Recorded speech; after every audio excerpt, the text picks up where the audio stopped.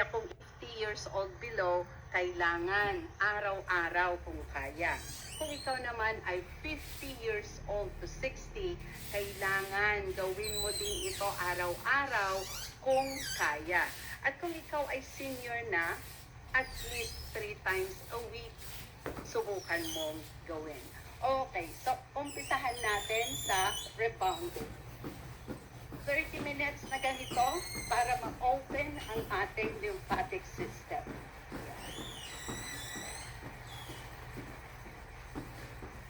Pagkatapos nito, yan.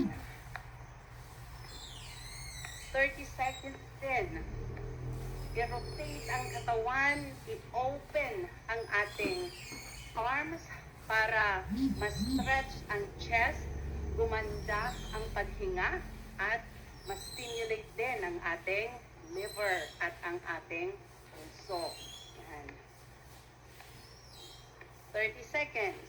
Pangatlo, mag-bend over a little bit like this. Ganito ang dalawang kamay. Dapat yung shoulders natin, diretso, at yung elbows. Yan. Tapos, i-twist ang katawan. Ito ay talagang china-challenge ang tiyan, ang likod, ang mga pinte, at of course, ang ating paghinga at ang ating puso. Yan. Open up ang posture. 30 seconds din na ganito. Pagkatapos nito, ganyan, mag-bend and down like this, and up, you raise your heels. Yan, 30 seconds din. Ito ay talagang china-challenge niya ang pagbalanse, china-challenge niya ang strength ng ankles, ang tuhod, tumutulong para palakasin ang puso, pababain ang blood sugar. Yan. Napakaganda ito para sa mga may diabetes. 30 seconds also.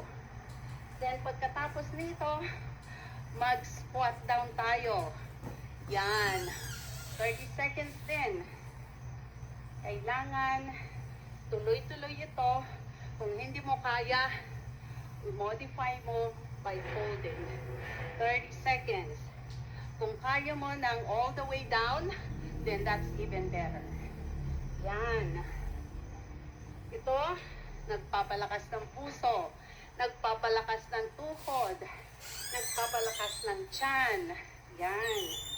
Pagkatapos ng deep squat, mag-gorilla squat tayo. So, mag-bend down, and then hawakan yung mga toes. Yan. Kailangan yung mga kamay nasa loob ng mga pinte or hita. Yan. Tapos, naka-diagonal ang mga paa para ma-open ang singit.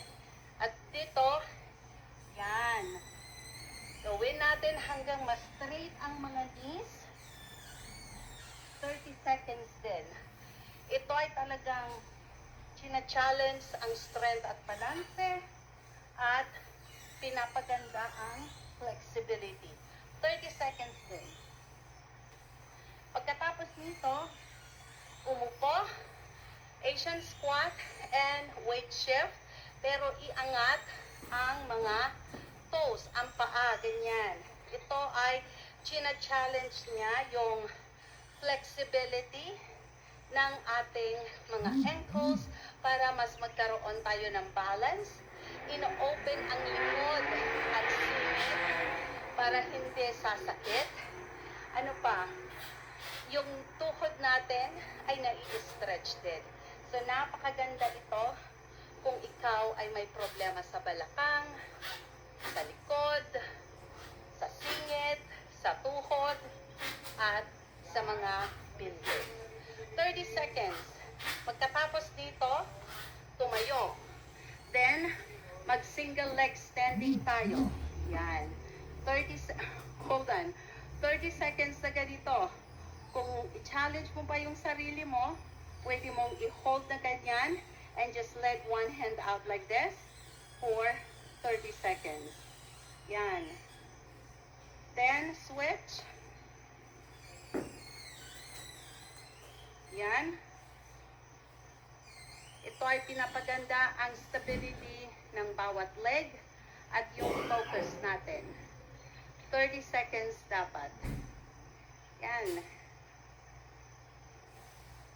Pagkatapos nito, i-end natin ng twisting like this to stimulate the rest of our organs, yung kidneys, liver, spleen, stomach, para mas gumanda ang pag-function nila.